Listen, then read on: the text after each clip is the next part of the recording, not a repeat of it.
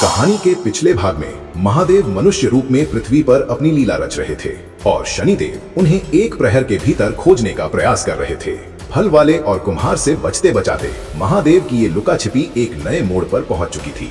नमस्कार दोस्तों, एक बार फिर आपका स्वागत है विटी वायर हिंदी में। महादेव कुम्हार से भी बचकर निकल जाते हैं और भागते भागते एक गहन वन में पहुंच जाते हैं। वहां पहुंचकर वो एक गज का रूप ले लेते हैं ताकि शनिदेव उन्हें खोज न पाए। शनिदेव भी वहां पहुंच जाते हैं पर उन्हें महादेव कहीं नहीं मिलते। इसी बीच एक आखेटक उस गज के मार्ग में खड़ा हो जाता है और गज पर अपने कमान से लक्ष्य साधने लगता है। ये देख महादेव डर जाते हैं। तभी शनिदेव वहां आ जाते हैं और उस आखेटक को बिना किसी अपराध के गज के प्राण लेने से रोकते हैं। उसे कर्म का पाठ पढ़ाने लगते हैं। इसी बीच महादेव वहां से दृष्टि बचाकर पास के एक जलकुंड में जाकर छिप जाते हैं। शनिदेव को उस ग्राम की एक स्त्री मिलती है।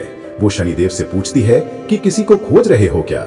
मैं इस ग्राम में सभी को जानती हूँ, जरा मुझे उसका नाम और रूपरेखा बताओ। तब शनिदेव कहते हैं, शंकर। शंकर नाम है उनका, जिसका रूप अनुपम, केश जैसे घने बादल, तेज ऐसा कि सूर्य भी लज्जा जाए, मस्तक पर विभूति, आंखों में अपार प्रेम, परंतु क्रोध ऐसा कि जो सबको भस्म कर दे।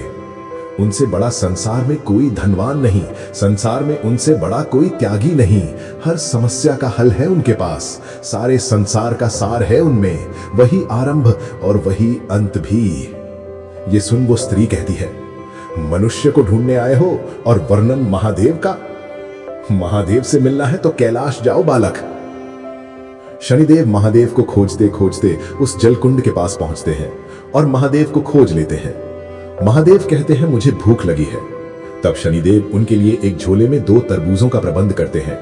महादेव तरबूज से अपनी क्षुधा शांत करते हैं और उसके बाद शनिदेव को अपना कर्म करने के लिए कहते हैं और खुद पर वक्र दृष्टि डालने के लिए कहते हैं। शनिदेव एक बार फिर महादेव पर अपनी वक्र दृष्टि डालते हैं।